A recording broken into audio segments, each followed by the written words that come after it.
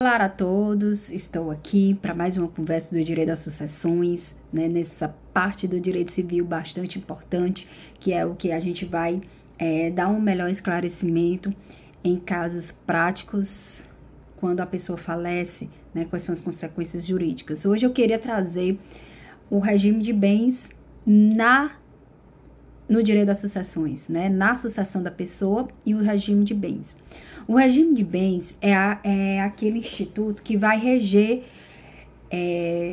financeiramente os bens daquela pessoa. Ou seja, no regime de bens escolhido pelas partes, eu vou ter como aqueles bens vão ser gerenciados. Por quê? No casamento, é também uma forma de aquisição de propriedade. Dependendo do regime de bens, se um cônjuge compra um bem, né, esse bem ele passa a ser considerado o quê? Patrimônio dos dois, ou seja, eu estou adquirindo um bem para mim e para o meu cônjuge, para mim ou para o meu companheiro, certo? Então, o casamento, ele te traz isso, ele te traz uma forma, sim, de aquisição de propriedade, certo? Então, dependendo do regime de bens, que vai ser o quê?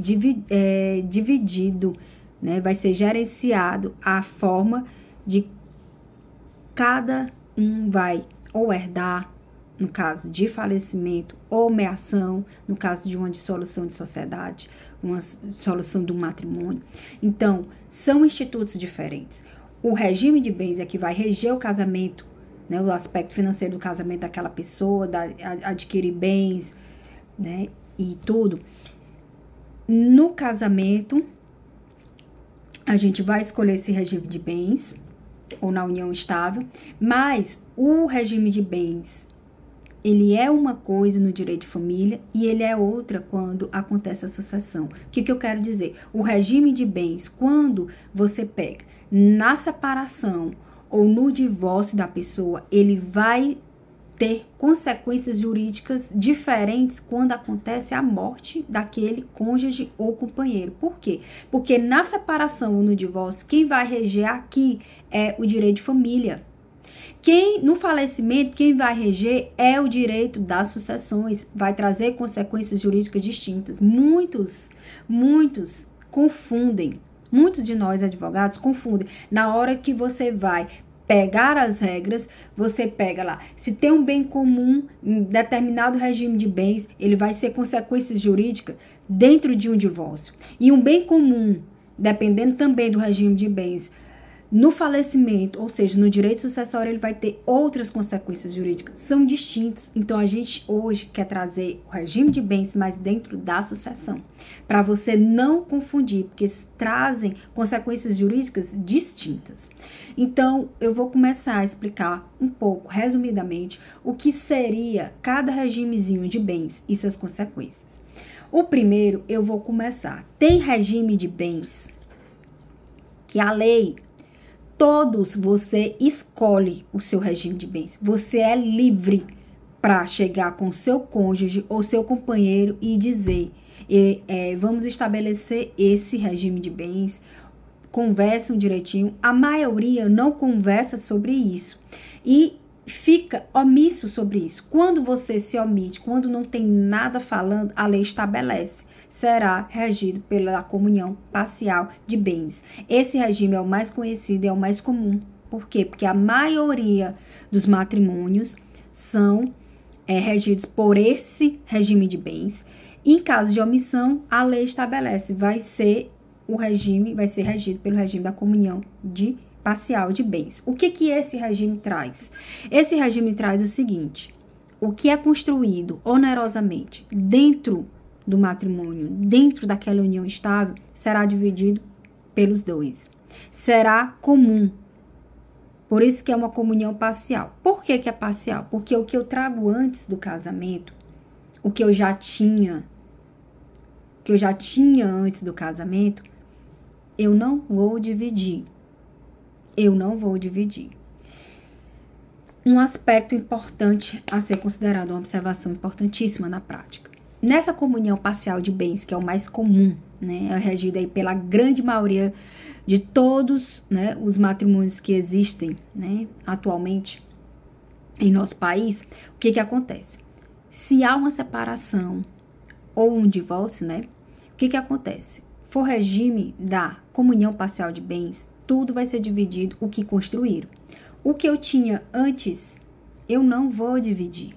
Cada cônjuge, o que tinha antes, então você tem que prestar atenção lá na matrícula do imóvel. Se for um carro, também tem que prestar atenção na documentação do carro. Qual foi o ano que foi adquirido aquele carro, certo? Porque o que vem antes não se comunica, não se comunica. Porém, o que eu quero trazer aqui nesse vídeo é consequências do regime de bem, mas não no divórcio, mas na sucessão, ou seja, com o falecimento de um dos cônjuges. O que que vai acontecer? Bens particulares, bem antes, adquirido antes por um dos cônjuges, o que que acontece?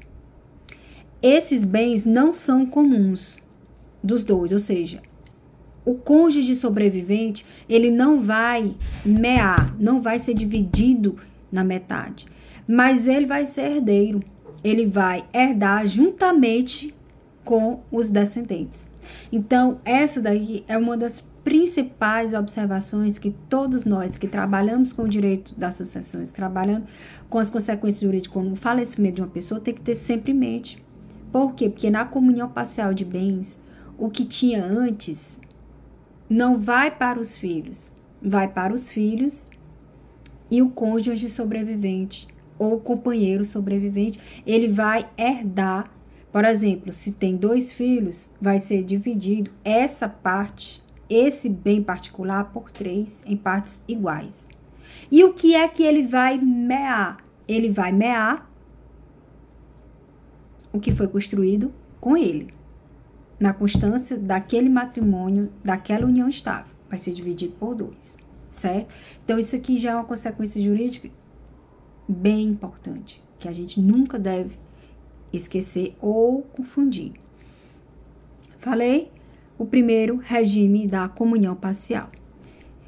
Tem hipóteses que a lei diz, você pode sim casar, você pode sim ter essa união estável, mas será regido pelo regime obrigatório de bens, que é chamado o regime legal da separação legal de bens ou separação obrigatória de bens. A lei, ela não lhe dá liberdade de escolher o seu regime de bem. Ela impõe, será separação obrigatória de bens. E o que que acontece?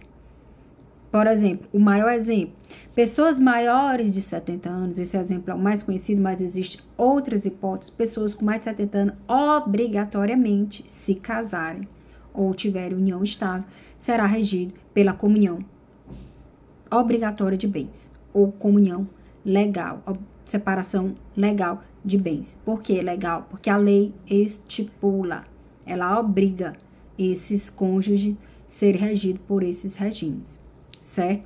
Então, 2. Separação convencional de bens, ou seja, também vai ser separado o patrimônio aí. Cada um diz, não, aqui eu quero ter liberdade para me dispor dos meus bens, para me dispor do meu lado financeiro, do meu lado econômico, dos meus negócios ou da minha profissão. Eu quero ter liberdade, eu não quero sentir o que? Compartilhar esse meu lado, eu não quero. Então, você pode estipular convenção, por um acordo com o seu cônjuge ou companheiro. Então, aí vai ser separação convencional de bens. Você estipulou um acordo, cada um vai cuidar dos seus bens. Então, aí essa parte dos bens será o quê? Separado. Cada um é como se fosse bem particular, pertencente a cada um. Não se comunicam os bens adquiridos aí nessa separação convencional de bens, que também é chamada quando separação total de bens. Quando a gente vê no código separação total de bens, a gente pode até ficar em dúvida. É a separação obrigatória de bens ou é a separação convencional de bens? Quando falar separação total de bens, equivale à separação convencional de bens, certo? Terceiro aí. A quarta é a comunhão universal de bens. Aqui é o contrário. Se eu escolhi esse regime, tudo se comunica. Tudo vai ser dividido pela metade, ou com a separação ou com a morte. Tudo será dividido. Por quê? Porque se eu trouxe bens antes do casamento e eu construo mais patrimônio com aquela pessoa, tanto faz. Tanto faz. Tudo vai ser dividido pela metade. Vai haver uma comunhão universal de tudo e não parcial. Porque a comunhão parcial, que foi a primeira que eu falei, ela só vai ser dividido tudo, metade para cada um, do que foi construído dentro, no período daquele matrimônio, no período daquele casamento, daquela união estável, certo? E a última é a participação final nos aquestos. Esta, ela é como se fosse, ela é pouco usual, eu particularmente nunca vi, né, nenhum exemplo na prática desse regime, mas aqui, falando sobre os regimes de forma resumida, cada um vai gerenciar como se fosse uma convenção de separação. Cada um gerencia da sua forma, da sua maneira. Eu não participo dos bens ou do gerenciamento dos bens do meu cônjuge ou companheiro. Cada um fica na sua. Porém, se acontecer um divórcio, se acontecer uma morte, vai ser dividido a metade daquilo que foi construído na constância daquele matrimônio ou naquele casamento. Ou seja, cada um fica livre, é como se estivesse individualmente também gerenciando os seus patrimônios, os seus bens, o seu lado financeiro, o seu lado dos seus negócios. Porém, se acabar, aí vai ser dividido os aquestos, né? Participação final nos aquestos. Esses aquestos, só o que foi, né? Você vai também ter uma consequência como se fosse uma comunhão parcial de bens. O que foi construído vai ser dividido, certo? Então, é pouco usual, eu particularmente eu nunca vi, mas só para a gente entender didaticamente falando. Então, esses regimes de bens, eles são importantes você ter conhecimento, porque quando a pessoa, né, que vai abrir ali o seu inventário e a gente vai ter que analisar, uma das primeiras perguntas é se há descendentes, né, se há filhos, se esse cônjuge, né, ou se esse de cujos, né, esse morto, esse falecido, ele tinha uma união estável, ou era casado, ou era separado. Então, tudo isso vai envolver o regime de bens. Esses regimes de bens, na prática, eles são diferentes. Na meação, que é o que eu queria trazer aqui, é uma coisa. Na meação é uma coisa. E na herança é outra consequência jurídica. Mas o que são esses institutos, meação e herança? São institutos diferentes. Resumidamente, eu vou tentar trazer bem rápido. Meação. Quando eu me caso, ou quando eu adquiro uma união estável, quando eu inicio uma união estável, ou um matrimônio, eu, juntamente com o meu cônjuge, é como se fosse uma forma de adquirir uma propriedade. Se eu compro um bem, vamos supor, e o meu regime é o da comunhão parcial de bens, que é o mais comum, né? O que acontece? Nós adquirimos propriedade. Nós dois, juntos, somos donos daquele, vamos supor, daquele apartamento. Então, eu e o meu cônjuge adquirimos a propriedade. Cada um aqui vai ser meeiro. Já. Cada um tem metade daquele patrimônio constituído dentro da união estável, dentro do matrimônio, certo? Então, eu vou falar de meação. Por isso que eu não posso botar meação no imposto do ITCMD, porque eu já adquiri esse bem antes da morte da pessoa. É diferente da herança. Herança, eu só posso dizer que a pessoa herdou se outra falecer. Ou seja, esse mesmo cônjuge, não em bens particular ou não em bens ele vai ser meio e herdeiro quando ele estiver concorrendo com descendentes, porque para ascendentes a regra é outra. Mas, se eu tenho herança, eu tenho uma pessoa falecida. Se eu tenho meação, a pessoa faleceu, ela pode deixar meação para o cônjuge e pode deixar a herança para os seus descendentes, certo? Mas eu só vou ter a ameação eu tenho tanto na dissolução do casamento, no divórcio, como eu também existe ameação com o falecimento da pessoa. Mas a herança é só com a morte da pessoa. Eu só vou adquirir aquele bem, os descendentes ou os herdeiros, ou se porventura tiver ascendentes, né, e não tiver descendentes, ou seja, os herdeiros em geral, eles só vão herdar se existir morte. Quando eu falo em meação, esse direito ele já existia. Por quê que existia? Porque existia lá no casamento. Ele teve a origem no casamento. Por isso que o imposto lá da sucessão não cabe aqui. Porque o ITCMD é o imposto de transmissão, causa, morte ou doação. Ou seja, qual é o início, qual é a causa originária do ITCMD, da cobrança do ITCMD? É causa morte, ou seja, o falecimento ou uma doação. Você vai pagar o ITCMD. Na meação não cabe o ITCMD. Não cabe. Por quê? Porque essa meação, essa parte que vai mear, essa parte que vai caber a metade para cada um dos cônjuges, já tinha, quando? Já tinha com o casamento, quando a causa originária desse bem, né? A causa originária desse direito de meação é no casamento e não na morte ou uma doação. Então, não vai caber ITCMD. É por esse motivo. Então, existem aspectos diferentes.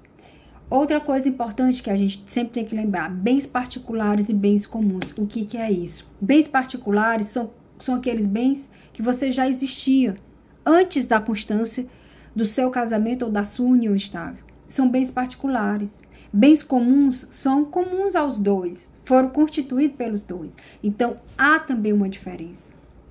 Há também aqui um resumo. E eu fiz assim um resumo para tentar trazer aspectos práticos dos regimes de bens dentro da sucessão. Então, eu expliquei isso tudo para resumir agora no final desse vídeo, para você ter um entendimento. Gente, pessoa faleceu. Vamos lá. Regime, separação parcial ou comunhão parcial de bens. A pessoa vai, eu tô falando com o descendente, ou seja, com os filhos. O que vai acontecer? Por quê? Porque lá no 1829, inciso 1, é com os descendentes, que também é a grande maioria. Excepcionalmente, os pais vão ser chamados quando não existirem filhos, né? Ou o cônjuge vai herdar tudo, independentemente do regime de bens, se não tiver pais e nem filhos daquela pessoa falecida. Mas isso aí seria uma explicação mais profunda em outra oportunidade, em outro vídeo. Voltando. Aqui, todas as hipóteses eu vou trazer cônjuge ou companheiro com descendentes, ou seja, com filhos. O que vai acontecer nesses regimes de bem? Comunhão parcial de bens, que é a mais comum, é a mais usual por todos nós. O cônjuge vai mear, ou seja, ele vai ser meeiro de 50% do que foi constituído. Ou seja, 50% é dele e 50% será dividido em partes iguais pelos filhos. Esse é o exemplo mais comum, mais, assim, geral possível, certo?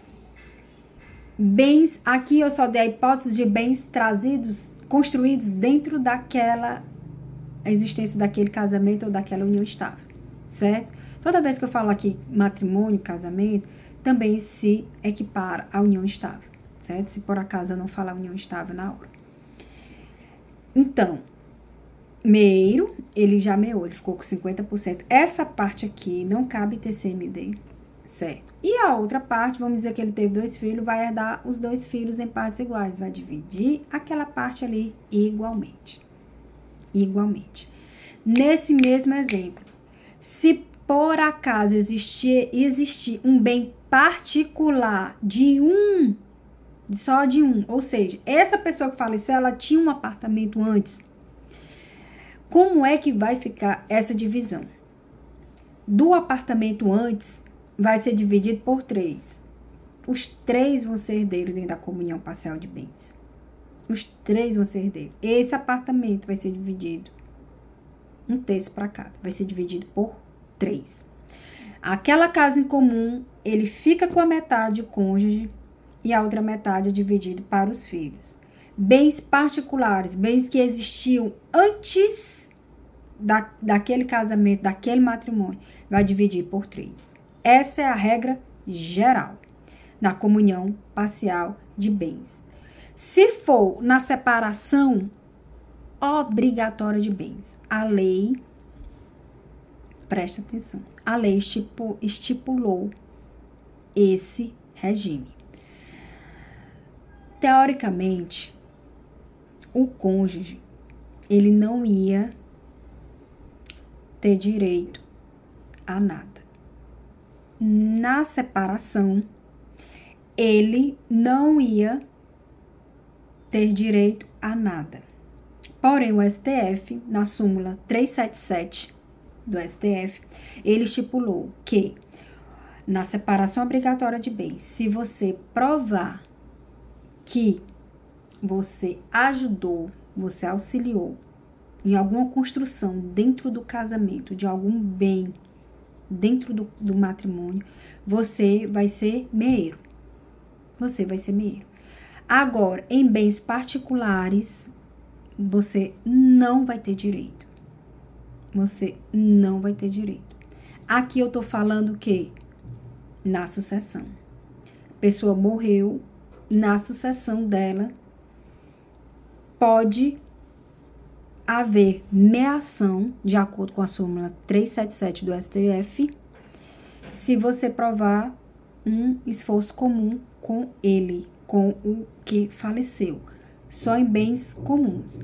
Os bens particulares, ou seja, que aquela pessoa que faleceu tinha antes do matrimônio, a pessoa não vai herdar, e muito menos mear, certo? Na comunhão obrigatória de bens. Na comunhão convencional de bens, tudo é separado. Cada um. Então, eu nunca vou mear. Eu nunca vou mear. Se eu me separar nessa comunhão, nessa separação convencional de bens, ou seja, com a separação total de bens, se eu me separo, eu não tenho direito a nada. Se a pessoa, se um dos cônjuges falecer, presta bem atenção, se algum dos cônjuges falecer, eu não vou ser meeira, porque é tudo separado. Ou seja, eu não constituí nada com aquela pessoa. Ou tá no nome dela, ou tá no meu nome. E cada um é bens, como se fossem bens individualizados, bens particulares. Só que, se aquela pessoa morrer, eu vou herdar a mesma proporção que os filhos. Então, eu estou afirmando que na comunhão convencional de bens, ou seja, a legal, eu vou herdar? Sim. Se você se separar, você não tem direito, porque são bens particulares. Cada um vai seguir com o que tem em seu nome pronto. Não vai ser discutido nada. Agora, se um desses cônjuges que faz parte desse matrimônio, que é regido pela comunhão convencional, ou seja, eu fiz um acordo com o meu cônjuge de ser tudo separado, divorciou, não tenho direito a nada. Faleceu, eu vou herdar. Eu não vou ter metade de nada, mas eu posso herdar. E a quantidade que eu herdo é a quantidade que a pessoa, de acordo com a quantidade dos filhos. Se tiver 3 filhos, vai dividir em 4 partes iguais. O cônjuge sobrevivente com os 3 filhos vão herdar em partes iguais. Ah, você está dizendo dos bens daquela pessoa que faleceu? Sim. Mas não era separação convencional. Certo? Então, isso é muito importante. Na comunhão universal de bens, eu o quê? Eu nunca vou herdar. Meu Deus, agora confundi toda. Se eu, na comunhão universal, eu nunca vou herdar? Não. Por quê? Porque são todos bens comuns. Se são todos bens comuns, eu sempre vou dividir tudo pela metade. Tanto no divórcio, como no falecimento da pessoa. Eu vou pegar, tem 2 milhões de patrimônio constituído aqui. Não é tudo para os dois, ou seja, é tudo patrimônio comum. Deu tudo 2 milhões. Meio. Aquele 1 milhão é para o cônjuge sobrevivente e aquele outro 1 milhão será para os filhos dividirem. Se forem 4 filhos, vão dividir esse 1 milhão por 4. Se forem 3 filhos, vão dividir esse 1 milhão por 3.